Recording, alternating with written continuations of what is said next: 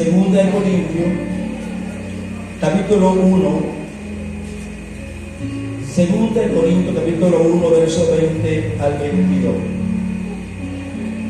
Reza la letra de la siguiente manera. Tenemos problemas con el equipo para transmitir los textos bíblicos. Dice la letra de la siguiente manera: porque todas las promesas de Dios son en Él sí y en Él amén, por medio de nosotros para la gloria de Dios, y el que nos confirma con vosotros en Cristo, y el que nos ungió en Dios, el cual también nos ha sellado y nos ha dado las arras del Espíritu en nuestros corazones. Amén. Estuvimos hablando de que el momento que la persona se convierte a Cristo, ocurre algo maravilloso que se llama regeneración.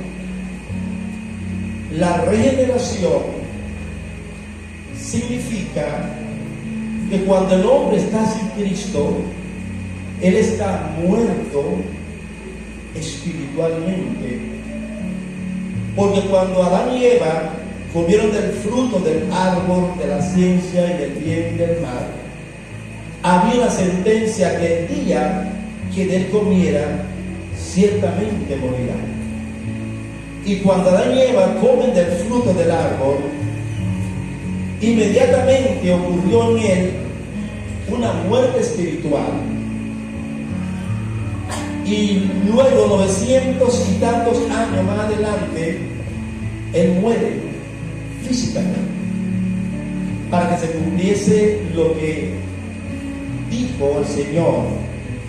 Pero una vez que Adán peca, dice que él tuvo un tercer hijo a la edad de 130 años, engendró a Seth. Pero el hijo que engendró a Adán no fue a semejanza e imagen de Dios, fue a semejanza e imagen de él. Es decir, que ya estaba contaminado, ya estaba, su naturaleza estaba corrompida.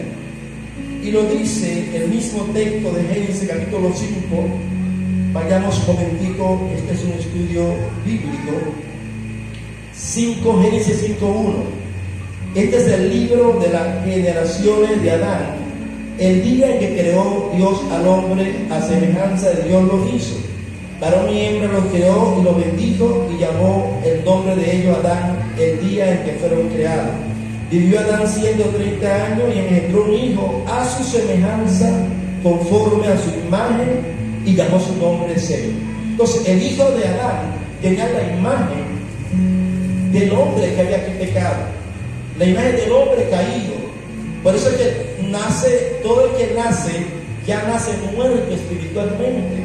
El hombre, cuando nace espiritualmente, está muerto espiritualmente. Adán vivió 967 años. Usted dice aquí, de aquí está el texto, vamos a buscar exactamente. 930 años y murió. Pero Adán, dice un historiador, Flavio Josefo, en el libro de Antigüedades Judías, de que Adán tuvo 56 hijos, que no lo registra acá la palabra, pero Adán tuvo 33 hijos varones y tuvo 23 hijas hembras. 56. Adán conoció 12 generaciones hasta Lamec.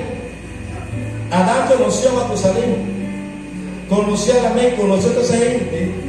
Adán no conoció a Noé, porque Noé nace 126 años después de la muerte, pues, de Adán. Pero no, Adán conoció todas esas generaciones hasta Lamec, que fue el padre de Noé. Adán conoció a Enoc caminó con Dios. Enoc fue uno de los hombres que murió más joven en la Biblia de aquella generación. Murió de 300 y tantos años y fue más joven en morir. en ese sentido. Ahora bien, el hombre está muerto espiritualmente. Cuando acepta a Cristo, ¿qué pasa cuando el hombre acepta a Cristo? El libro de Efesios, capítulo 2, ustedes van a notar, por favor, esto porque es importante que tengan estas notas para su estudio personal. Efesios 2:1 dice: y Él os dio vida a vosotros cuando estabas muertos en vuestros delitos y pecados. O sea, el pecado mató al hombre.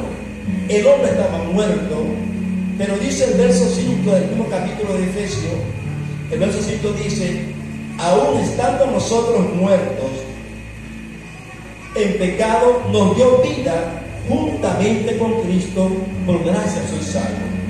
Cuando nosotros estamos muertos y resucitamos, eso se llama regeneración, ese despertar espiritual, ese hombre muerto.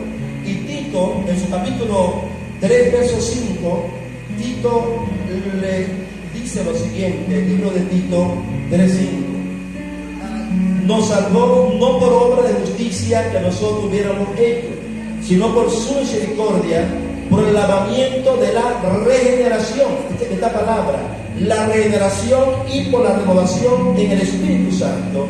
Esa regeneración se refiere es al nacimiento del hombre. Lo que Jesús le dijo a Nicodemo: tiene que nacer de nuevo. Toda persona para ser salvo necesita nacer de nuevo. Es decir, ¿cómo usted nace de nuevo? Cuando usted acepta a Jesús como Señor y Salvador. Pero cuando usted acepta a Jesús, en ese momento hay un sello.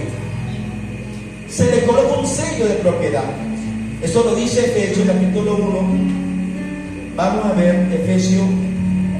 Vamos a leer Efesios capítulo 4:30. Después leemos el 1.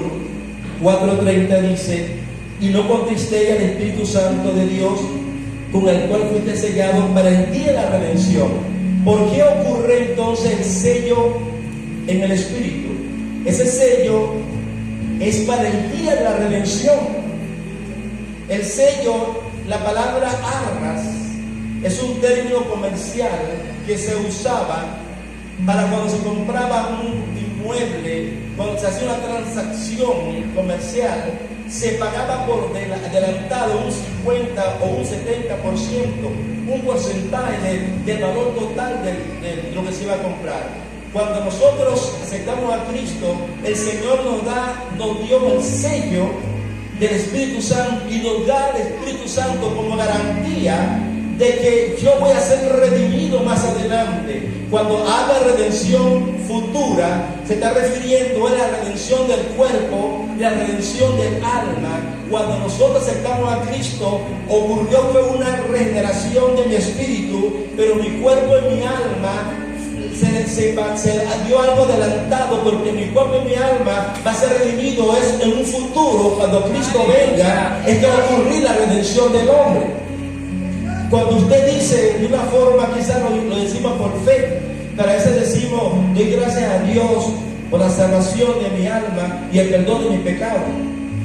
Es cierto que sus pecados fueron perdonados, pero el alma no ha sido todavía salvada. Lo que fue salvado fue tu espíritu. Tu espíritu está listo para la venida del Señor. Él está sellado a la voz del nombre del Señor. Tu espíritu está perfecto. Es allí donde mora el Espíritu Santo de Dios en tu espíritu. Pero tu alma es para el día de la redención. ¿Cómo es esto? Efesios 1:13. Estoy tratando de conectarme con lo que enseñé la semana pasada.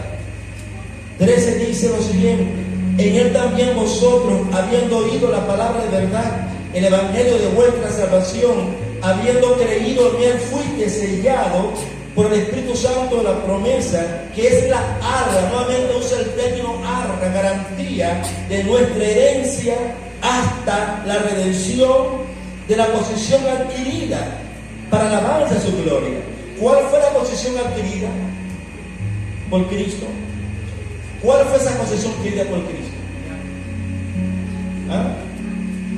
Usted. Yo soy la posesión adquirida. Él la adquirió. Sí, lo dice 1 Corintios 6:20, que somos una posesión adquirida por Él. habéis sido comprado por precio, glorificad pues a Dios en vuestro cuerpo y en vuestro espíritu, los cuales son de Dios. Él compró tu cuerpo, Él compró tu espíritu, Él compró tu alma. Pero ese cuerpo y esa alma va a ser transformada totalmente en un futuro. Lo dice 1 de Pedro capítulo 1 verso 5. Vamos un momentico allí.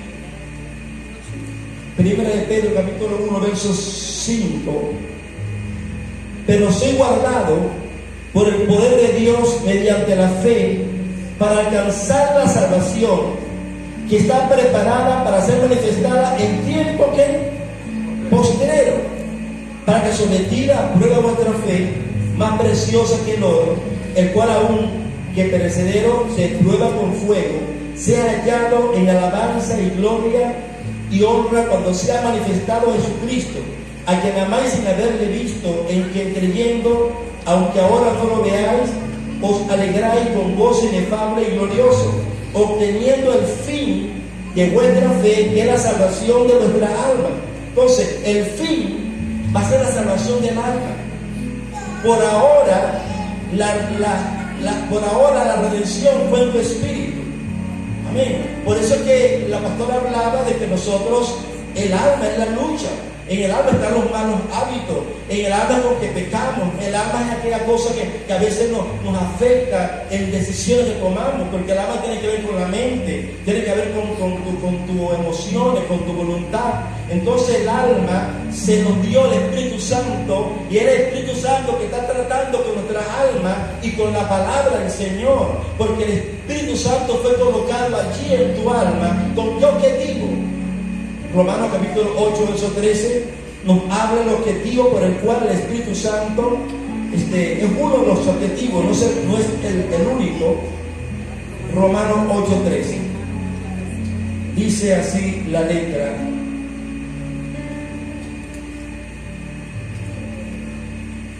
aleluya.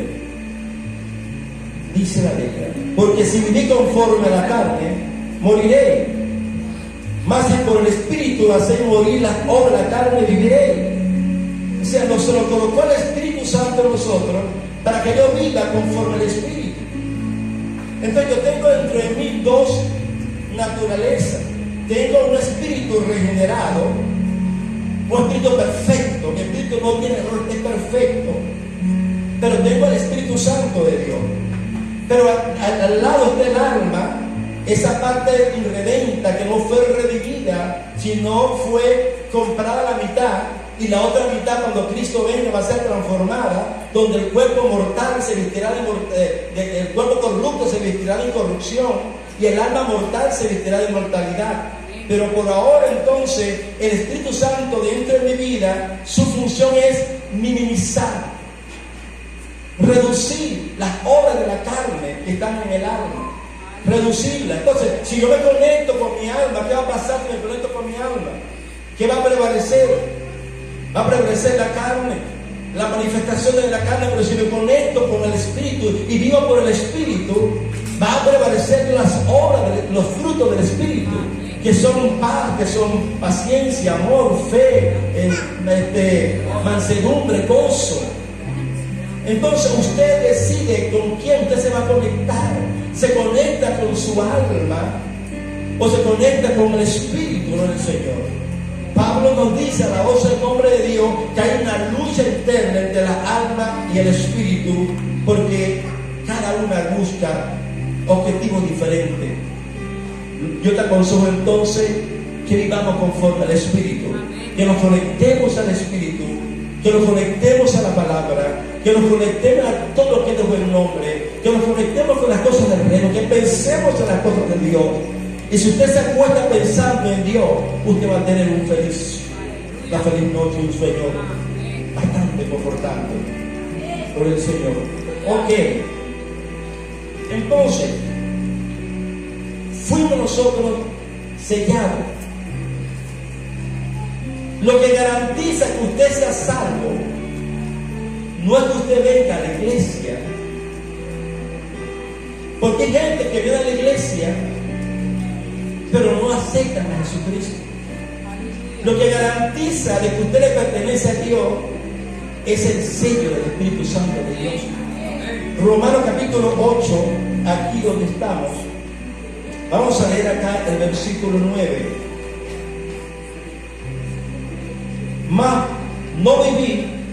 Mas vosotros no vivís según la carne, sino según el Espíritu. Si es que el Espíritu de Dios mora en vosotros. Si alguno tiene el Espíritu de Cristo, si alguno no tiene el Espíritu de Cristo, ¿qué pasa? No es de él. Quiero que usted tenga esto presente. Si alguno no tiene el Espíritu de Cristo, no es de él. No es de él. Pregunto, ¿cuántos aquí tienen el Espíritu de Cristo? Si alguien no tiene el Espíritu de Cristo, usted no puede salir de lugar como entró. Usted entró perdido y va a salir salvado por el Señor. Usted entró muerto y va a salir vivo. Usted necesita entonces ser sellado por el Espíritu Santo de Dios. Pastor, pero el pasar yo fui sellado, pero yo me descarrié. Bueno, si usted está descarriado, escúcheme, si usted está descarriado, usted está sellado por el Espíritu Santo. Pero usted tiene entonces que reconciliarse con el Señor Jesucristo. Como dice la palabra, que se aparta del Señor, ya no queda más sacrificio por el pecado, porque él no puede volver a santificar a Cristo. Él no puede volver a aceptar a Cristo. No, él tiene que reconciliarse con el Señor. Es como si usted peleara con su esposa o su esposo y se unos días fuera de la casa, y cuando usted regresa tiene que volver a casar con ella. No, usted está casada. Usted lo que tiene que hacer cosas es reconciliarse con su esposo. ¿Y qué significa reconciliarse? Pasar por alto lo que hizo con el Señor, no tomar en cuenta lo que hizo, continuar adelante y se reconcilia con el Señor. Amén. Ahora, pero a veces se toman textos bíblicos para decir de que si el creyente pecó, ya se perdió. Y este texto que quiero leerlo, de Hebreos capítulo 6, dice, verso 4, porque es imposible, dice, ya conmigo, imposible, que los que una vez fueron iluminados y gustaron el don celestial y fueron hechos partícipes del Espíritu Santo, asimismo gustaron de la buena palabra de Dios y los poderes del siglo venidero y recayeron, sean otra vez renovados para arrepentimiento, crucificando de nuevo para sí mismo al Hijo de Dios, exponiéndole a vituperio. Es decir, si usted aceptó a Cristo, se apartó, usted no puede volver, otra vez que va a aceptar a Cristo, no puede volver a crucificar a Cristo, ya fue crucificado por usted, Cristo fue perdonado. Lo que debe ocurrir entonces es una reconciliación con el Señor. Es lo que debe ocurrir. Entonces, ¿cuánta gloria a Dios? Gloria a Dios. Hay algunos textos de las Escrituras que se toman para amenazar a la iglesia y para enseñar. Hermano, nosotros tenemos que ser responsables a la hora de enseñar la palabra de Dios. No podemos sacar un texto bíblico, 2 o 3, para tumbar una verdad, una premisa fundamental. La salvación es por fe, es por gracia, no es por obra para que nadie se glorifique. ¿Ok? Pero ¿qué pasa entonces? Que mi alma no está redimida. Mi alma no está preparada, si Cristo no está preparada.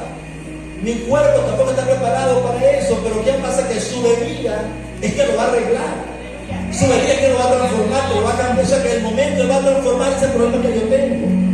Entonces, pensar que si Cristo viene tú te vas a quedar, si Cristo viene te vas a quedar quedar porque tu alma, hermano, entonces no va a quedar todito.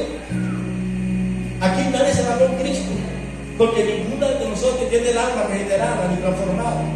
Todos tenemos un alma que saca un porcentaje de regeneración, puede ser de un 20%, de un 30%. Lo más conservado puede ser que tenga un 80%, pero por ese 20% te queda. Entonces la idea es que tú te vas a quedar y Cristo te va a llevar un grupito de gente especial. Se debe a sacar textos de las escrituras así para decir. Y un texto que se usa mucho para esto es el texto de las 10 vírgenes.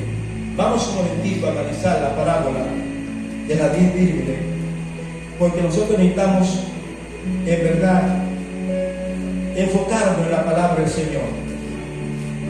Mateo 25. Entonces el reino de los cielos será semejante a 10 vírgenes que tomando sus lámparas salieron a recibir al esposo. 5 de ellas eran prudentes y 5 sensatas. Ya aquí en esta palabra nos da a nosotros una orientación. La Biblia es un propio intérprete. Yo no puedo interpretar unas cosas fuera de la palabra. La Biblia no se interpreta. Cuando dice que habían 10 vírgenes, 5 prudentes, 5 sensatas, ¿a qué se debe esto? Jesús le enseñó.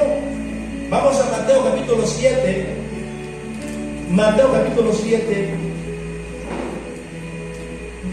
Vamos a leer acá la palabra del Señor. Mateo 7. Está ubicado. Verso 24. Cualquiera pues que me oye estas palabras y las hace, le compraré a un hombre prudente. ¿Recuerda la Virgen del prudente? Jesús nos habla de un hombre prudente que edificó su casa ¿sobre qué? Sobre la roca. Pero nos habla también de un hombre insensato que edificó su casa sobre la arena.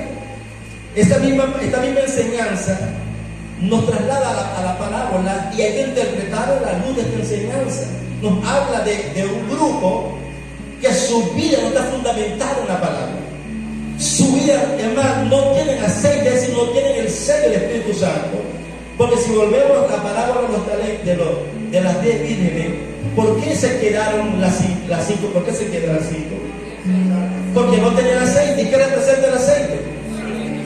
El aceite representa el Espíritu Santo de Dios. Representa el sello del Espíritu Santo de Dios. Entonces, las 5 que representan a la iglesia sellada por el Espíritu Santo entraron con el Señor. La que se queda es la que no estaban selladas, que no tienen aceite. ¿Y sabe lo que le dijeron las que estaban selladas? Vayan y compren lo que venden. Esto es una verdad. Ahorita hay gente que vende el Espíritu Santo. Es gente que está vendiendo falsas funciones, falsas administraciones. Y gente que cree que se va a llenar del Espíritu Santo porque alguien le imponga la mano o porque alguien le diga que reciban. No, la Biblia nos habla de un fundamento, nos habla de cavar, que mi vida es fundamentada sobre la roca que es Cristo. Alabado el nombre del Señor. El que guarda su palabra, el que oye la palabra, el que la guarda. Esa es la diferencia. Estas 5 mujeres que se quedaron no eran selladas y eran insensatas porque nunca guardaron la palabra. Y todo creyente insensato, vendrán lluvia, vendrán viento, vendrán río y lo va a arrastrar, se lo va a llevar, no el Señor. Pero que está fundamentado sobre la roca, no se va a mover, porque no es parado sobre una piedra, no. Porque si hubiera un río crecido, usted está parado sobre una piedra, se lo lleva el río. Lo que se trata es que yo sea parte de esa roca, o sea, el nombre del Señor. Que yo sea parte de esa roca. Así como le dijo Jesucristo a Pedro: tú te llamas Pedro, ¿no, Señor? Y sobre esta roca edificaré mi iglesia. La palabra, el nombre Pedro significa Petro, ¿no, el Señor? Y la palabra roca significa roca. Jesús le dijo: tú te llamas roca, piedrita, fragmento. Tú eres un fragmento de esta roca que soy yo, que es la piedra. Entonces usted no puede estar parado sobre una piedra. Usted debe ser parte de esa piedra. La naturaleza de la piedra, la vida de la piedra debe estar en tu vida, que se llama Jesucristo de Nazaret. Denle un fuerte aplauso a Cristo.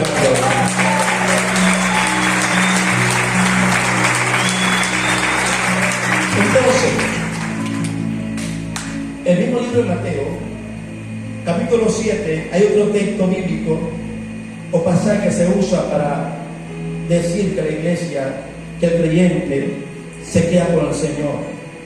Mateo 7, 21. No todo el que me dice Señor, Señor, entrará en el reino de los cielos, sino el que hace la voluntad de mi Padre que está en los cielos. Muchos me dirán aquel día, Señor, Señor, no profetizamos en tu nombre, en tu nombre estamos fuera de demonios, en tu nombre hicimos muchos milagros. Entonces le declarará, nunca os conocí, apartado de mí, hacedores de maldad. Vea que este pasaje bíblico tiene un contexto. Tiene un contexto este pasaje bíblico. ¿Y cuál es el contexto? El contexto viene de arriba. Del 15 dice, guardad a los falsos profetas que vienen a vosotros con vestidos de ovejas, pero por dentro son lobos rapaces. Por su fruto lo conoceréis. ¿Acaso se recogen uvas de los espinos o higos de los abrojos? Así todo buen árbol da buenos frutos, pero el árbol malo da frutos malos. No puede el buen árbol dar malos frutos, ni el árbol malo dar frutos buenos. Todo árbol que no da buen fruto es cortado y echado al fuego. Así que por su fruto lo conoceréis. Entonces, en tu nombre, hermano, yo conozco personas que no son creyentes,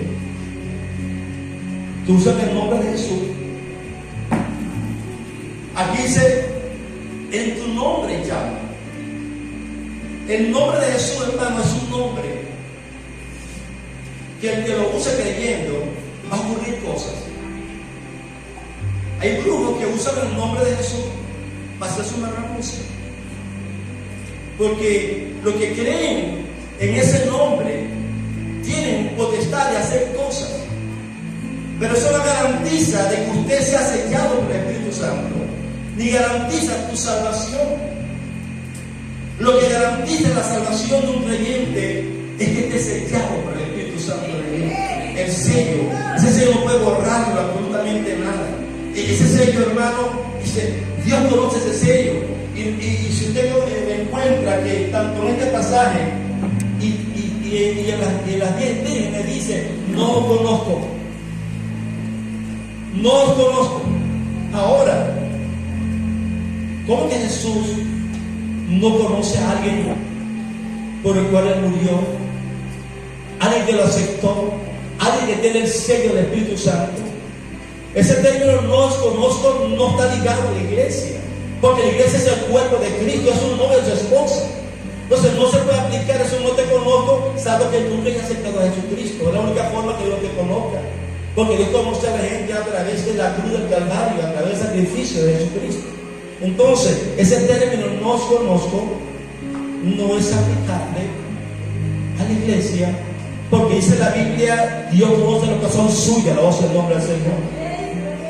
Jesús dijo, mis ovejas oyen mi voz y me siguen y yo la conozco. Mi Padre la conoce, el Padre me la dio y nadie le arrebatará de mis manos, no el Señor. Nadie te va a arrebatar de las manos del Señor. Nadie te va a quitar de las manos. Él te conoce. Y donde tú te encuentras, va a ir por ti a buscarte a la voz del nombre del Señor. Donde te vayas, porque tú eres parte de Él. No los conozco. Pero es importante leer lo que dice Pablo en 1 Corintios, capítulo 15. Él habla ahí de la redención. De la redención. Versículo 51. 15:51. He aquí os digo un misterio. No todos olvidemos, pero todos, ya conmigo, todos. No dice una parte, escuchen. Pablo no dice, no todos lo olvidemos, pero una parte va a ser transformada. No, Pablo dice todos. Todos los sellados vamos a ser transformados. Y los que han muerto ante la vida de Cristo, ya está sellado a la voz del nombre del Señor. Y dice la Biblia que los muertos sellados en Cristo se levantarán primero. Donde te encuentre Cristo irá por ti. Entonces, no dice que una parte se va y una parte se queda. dice que todos seremos transformados. Y si Pablo le hubiese escrito esta epístola a la iglesia de Éfeso, yo digo, oye, sí. Si se lo hubiese escrito a la iglesia de Filipo, pero se está diciendo a la iglesia de Corintio. Pablo está diciendo a la iglesia de Corintio. Y si usted lee la iglesia de Corintio, era la iglesia con más problemas que existía aquí. De hecho, que el término corintio se acuña como símbolo de corrupción. Cuando alguien haciendo la cosa mal dice, te vas a corrientizar. Sí.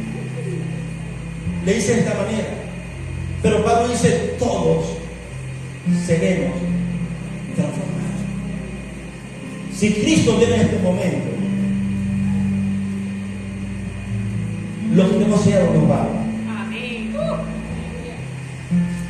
Y los que no están sellados tienen la oportunidad de irse con nosotros. Tienen la oportunidad. No estoy metiéndole miedo, porque yo no soy pastor que meto miedo a la gente, no me está vinculando, sino es la verdad bíblica. La verdad bíblica. Cuando usted lee, lo que pasa es que la Biblia, cuando se escribió para 3 tipos de grupo de personas.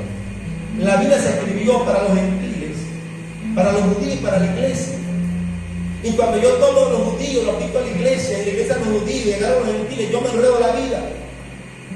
Cuando usted lee Mateo 24 no es para la iglesia, Mateo 24 es para los judíos, es el juicio de Dios hacia los judíos.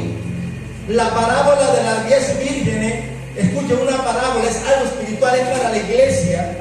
Y luego viene Mateo 25:41, el juicio a las naciones. Es decir, ahí están 3 tipos de juicio: a los judíos, a la iglesia y a los gentiles. Si nosotros leemos la palabra del Señor y con esa precaución, y podemos nosotros entender que yo no puedo aplicarme a mí algo que a los judíos, ese es el gran problema que hay hoy en día, que hay cristianos que quieren ser judíos, se cambian el nombre, se llamaban Ramón Boyo, ahora se llaman Abraham, David, yo no sé qué más. Porque piensan que si se cambian el nombre judío van a tener ciertos privilegios de la raza o del pueblo donde vino Cristo. No, la salvación viene de los judíos. Jesús era judío realmente, gloria al Señor. Pero en Cristo Jesús no hay judío, en Jesús realmente no hay griego, en Jesús realmente ocurrió un desplome. Dice la Biblia que de ambos pueblos, judío y gentil, hizo uno que se llama la iglesia. La iglesia es una nueva creación. Si alguno está en Cristo, nueva criatura, de las cosas que han pasado, es a Cristo son todas sobre estas cosas. Entonces la iglesia no es judía, la iglesia no es gentil. Pero ¿cuál es el empeño entonces? ¿Cuál es el empeño entonces que tienen algunos de que nosotros tenemos que comportarnos como judíos? Podemos nosotros copiar del pueblo judío cosas hermosas, tienen cosas que podemos copiar, pero yo no puedo hacerme judío, porque los judíos representan a un árbol y la iglesia representa a otro árbol. ¿Cuál es el árbol que representa a los judíos?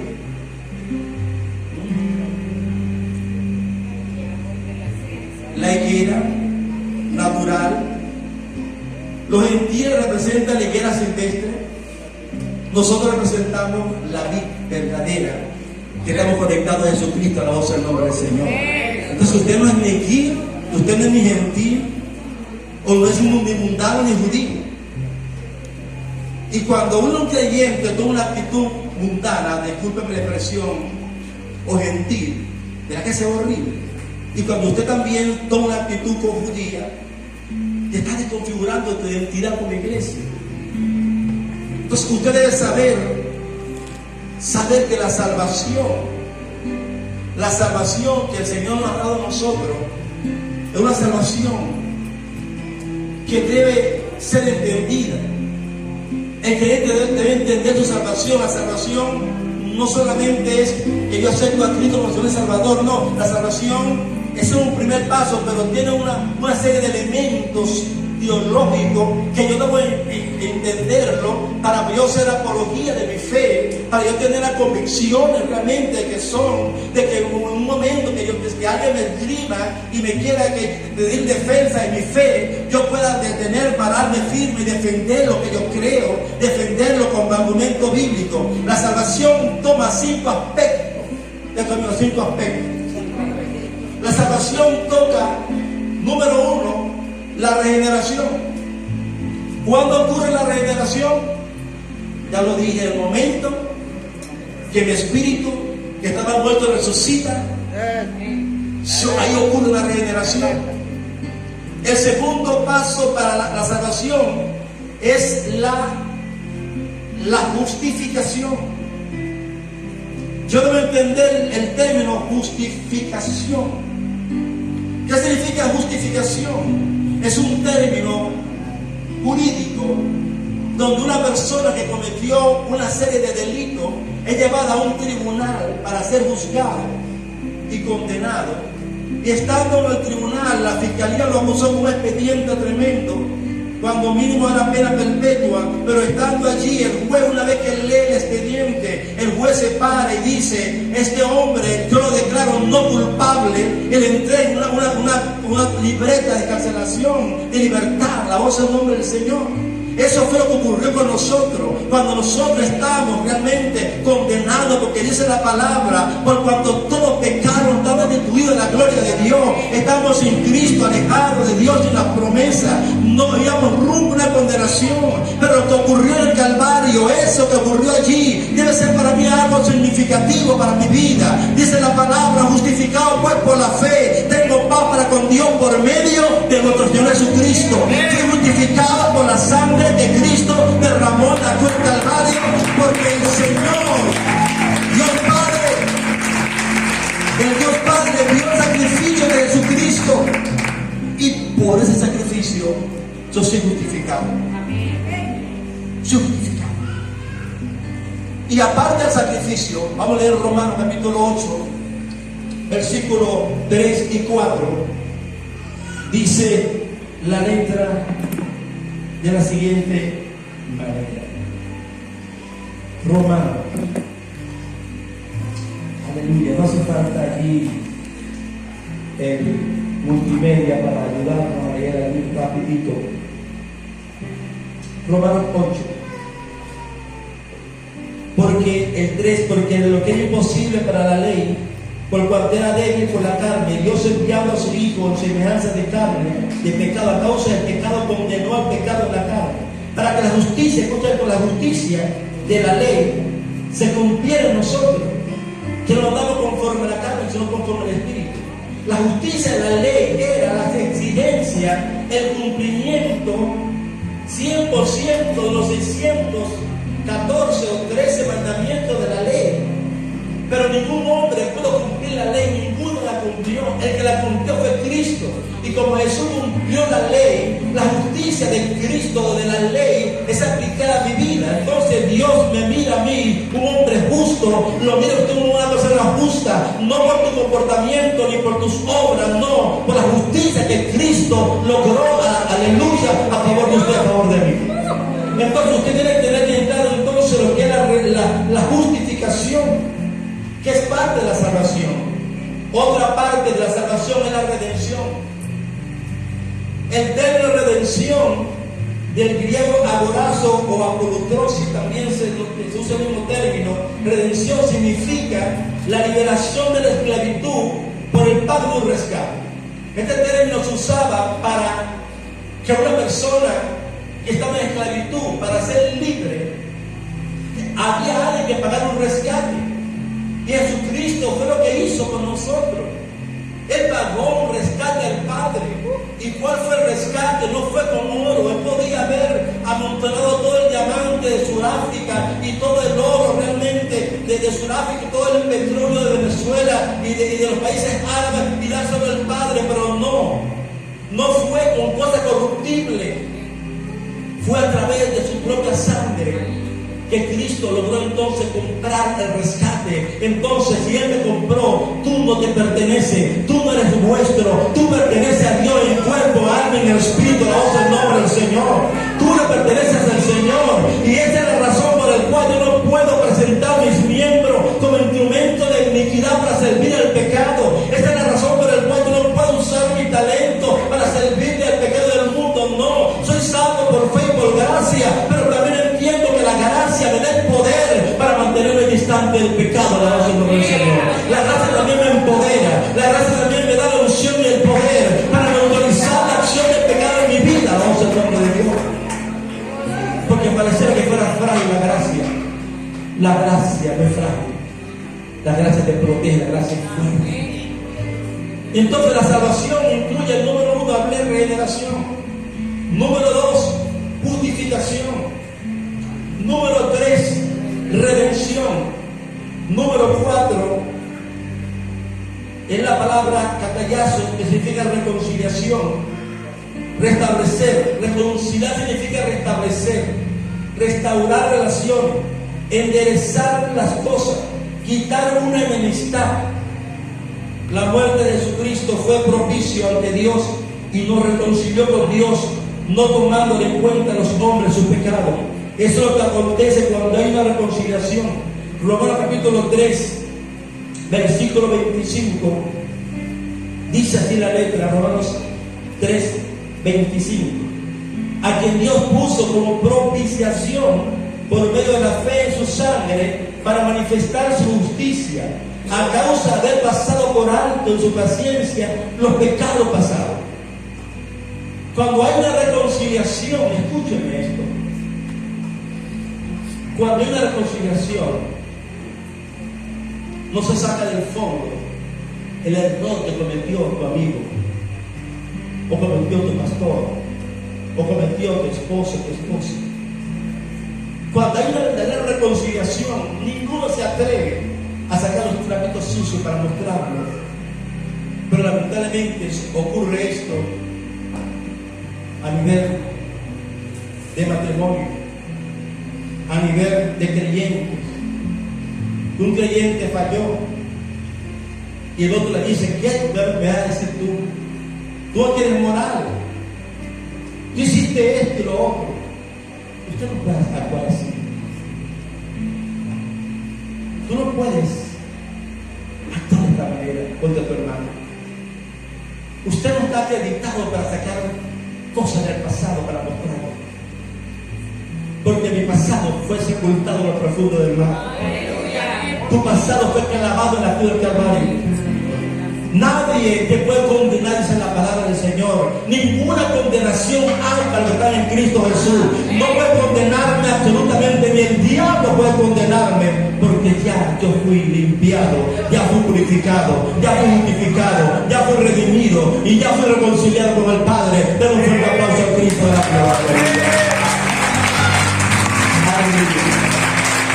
Entonces, cuando hay una reconciliación, se pasa por alto la ofensa. Según de Corintios capítulo 5 nos habla de una forma magistral esto que estoy tratando de enseñarles. Dice el versículo 16: de manera, a nadie conocemos según la carne. ¿Está conmigo? A nadie conocemos según la carne. Si tú conoces a alguien según la carne, le va a conocer todos sus errores y todas sus malas costumbres, y siempre va a estar sacándole la carne, lo que hizo. Entonces, aquí a nadie conocemos según la carne. ¿Ven? Aquí conocemos a todos nueva criatura, espiritualmente lo conocemos en Cristo. Ya no te conozco según la carne, gloria al Señor. No, que Juanito hizo tal cosa, no conozco según la carne. Yo conozco ahora, de Cristo para acá, la voz en nombre del Señor. Y de Cristo para acá lo que hay: justificación, redención, santificación y victoria, la voz en nombre del Señor.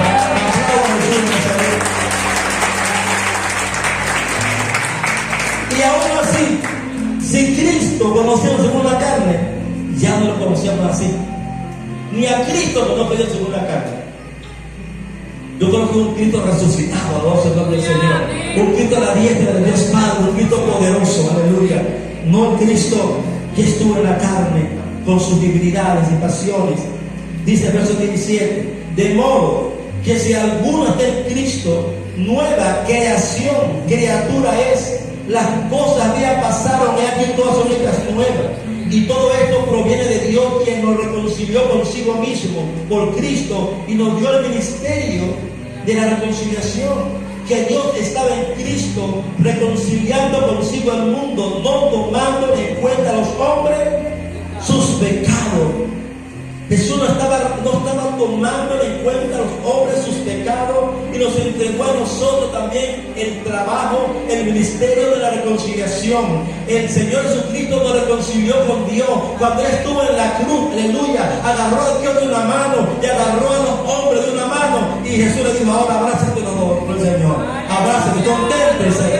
Y los contentó con el Padre. Y el Padre, Jesús le dijo, papá, yo pagué el precio. Yo pagué el sacrificio. Y entonces el Padre y yo desde allí estamos abrazados, un abrazo eterno. Estás abrazado en un abrazo eterno. Aleluya. Entonces la reconciliación. Y por último, otro aspecto de la salvación. Hablé número 1. Número 2. Número 3. 4. Número 5, santificación. Wow. Esos 5 términos, si usted lo entiende, usted podrá hacer defensa de su salvación.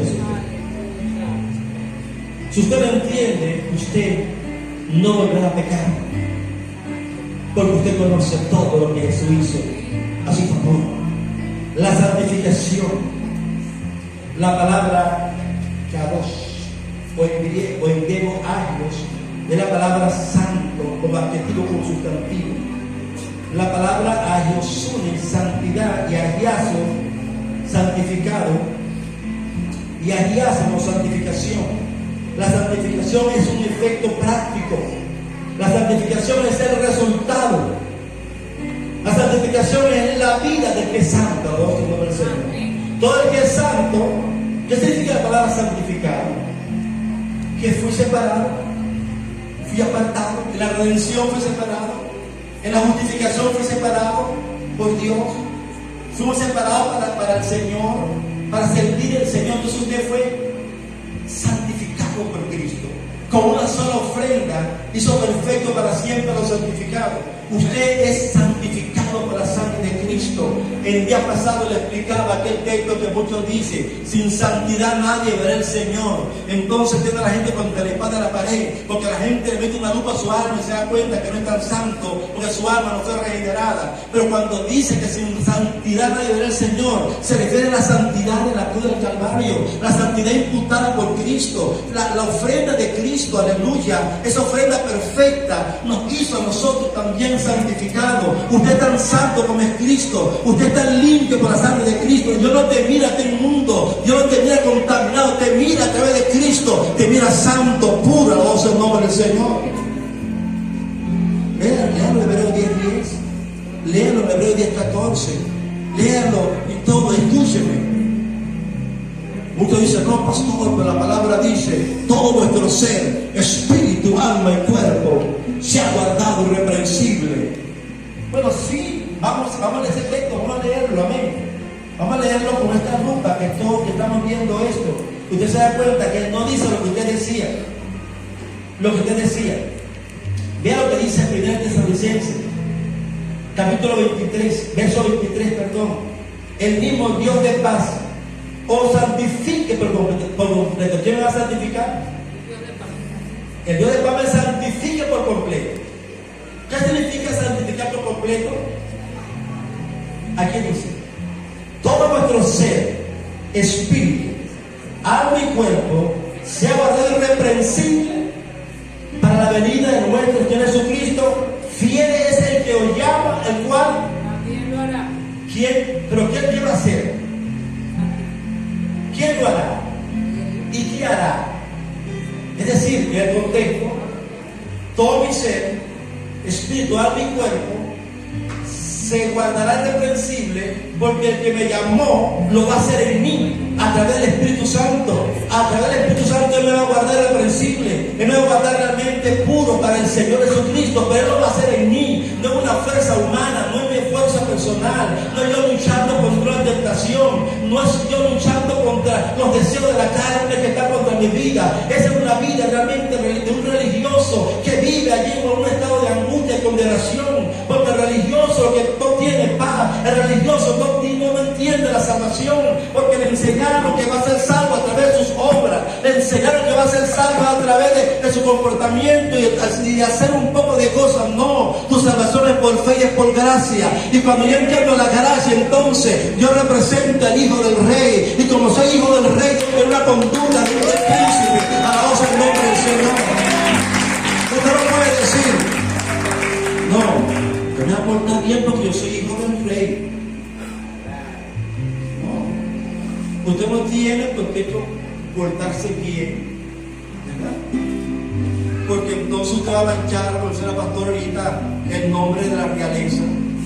No, usted no lo hace rey tu conducta, no te hace hijo de la conducta, sino que cuando tú eres el hijo del rey, tú eres un embajador del reino, tú eres un hijo de Dios. Donde tú te encuentras hay una lupa sobre tu vida. Cuando tú te pares, alguien te va a mirar, da testimonio de que eres realmente sal de la tierra, da testimonio de que eres luz, realmente la luz, la luminaria de Cristo. Debemos dar testimonio donde nosotros nos paremos, debemos dar testimonio de que yo soy un joven diferente, de que soy un hombre diferente. Algo tiene ese hombre, algo tiene ese amor diferente. ¿Y qué lo hace diferente? El sello del Espíritu Santo en tu vida. De tu rostro sale la santidad, de tu rostro sale la pureza, de tu rostro brilla cosas maravillosas. Soy hijo del Rey, soy hijo del Rey del Rey. Entonces, cuando Él me salvó, Él me regeneró, Él me justificó, Él me redimió, Él me reconcilió y Él me santificó. Y dice el apóstol Pablo en Corintios, capítulo 6, verso 11. Alguien, por favor, puede leer Corintios 6, 11. 6, 11. 1 Corintios. Y dice, hablando. Esto era en alguno. Esto era en alguno. ¿Quién eran tú? Eran un borracho, eran lo otro, lo otro. Pero esto eras. Pero ahora ya ha sido ¿qué? Lavado. ¿Cuánto ha sido lavado aquí? ¿Lavado por qué? ¿Por quién? Por la sangre de Cristo. ¿Quién más ha sido ahora? Ya habéis sido santificados. Ya fui santificado, no sé el nombre de Dios. Soy santificado. Y como soy santificado, debo mostrarme y portarme como un santo, no sé por el Señor. Aquí todos son santitos porque yo lo veo a través de la santificación. Todos son santitos. Por eso me llamo esposo, yo llamo a la pastora mi santica de Venezuela. Así yo llamé a la pastora Rosa. La pastora Rosa, cuando yo me por primera vez, yo dije santica, y ella venía a luchar, pastora Rosa. Decía, ninguna santica, yo la quiero bravo. Lo que yo entendí porque esa santica por la fe santica. En serio, en el Espíritu Santo. Ya había sido lavado, ya soy santificado. Ya ha sido justificado. Y ya ha sido justificado, ya no somos justificados, vamos a estar